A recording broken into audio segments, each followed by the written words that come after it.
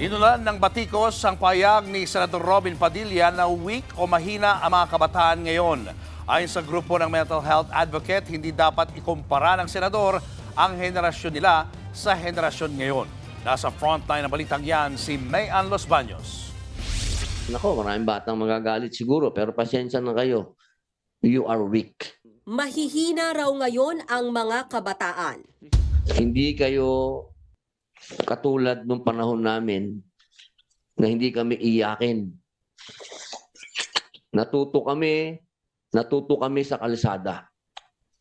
Natuto kami na wag umupo, umiyak.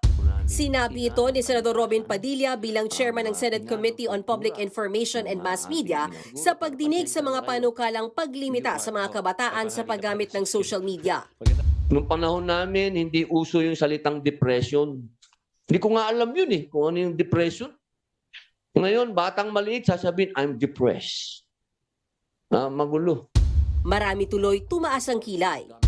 Naungkat tuloy ang pag-iyak ng senador sa pagdinig ng Senado noong Abril kaugnay ng pag-aresto ng ICC kay dating Pangulong Rodrigo Duterte. Noong Nobyembre, ginamit pa ni Padilla ang salitang depressed nang ibasura ng ICC ang hiling na interim release ng dating Pangulo. Malungkot na to. Yun po, malungkot. Siyempre, depressed. Ang isang grupo ng mga mental health advocate nalungkot sa pahayag ni Padilla. Ano ba yung pinanggagalingan ng mga ganong klaseng statement na mahina ang kabataan? Baka kasi nung panahon nila, hindi nila napapangalanan yung mga mental health issues na meron tayo ngayon. Hindi raw dapat ikumpara ni Padilla ang panahon nila noon sa mga kabataan ngayon.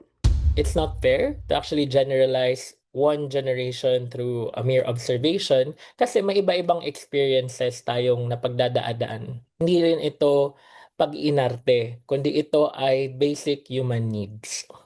Ayon naman sa isang psychologist, may negatibong epekto sa isang taong may pinagdadaanan ang naging pahayag ng senador. Kung ito ay manggagaling sa isang taong nasa posisyon sa gobyerno, nakikita nila na mali pala yung pag-express nila about it because it is perceived incorrectly. Binuweltahan din ng Kabataan Party List ang kontrobersyal na pahayag ni Padilla. Anila, totoo ang krisis sa mental health at hindi ito problema ng isang tao lang. Dapat nga raw itong tugunan ng gobyerno imbis na maghugas kamay. Naglabas naman ng bagong pahayag si Padilla matapos siyang potaktihin ng mga kritiko. Giit ng senador, base sa mga datos tungkol sa pagpapatiwakal ang naging pahayag niya at hindi nang galing sa sarili niyang opinyon. Mula raw ito sa pag-aaral ng mga progresibong bansa at ng World Health Organization.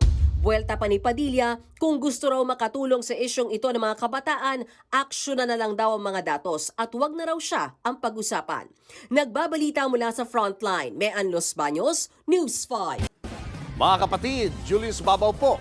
Para sa komprehensibo at makabuluhang balitaan at talakayan, mag-follow at mag-subscribe na sa social media pages ng News 5.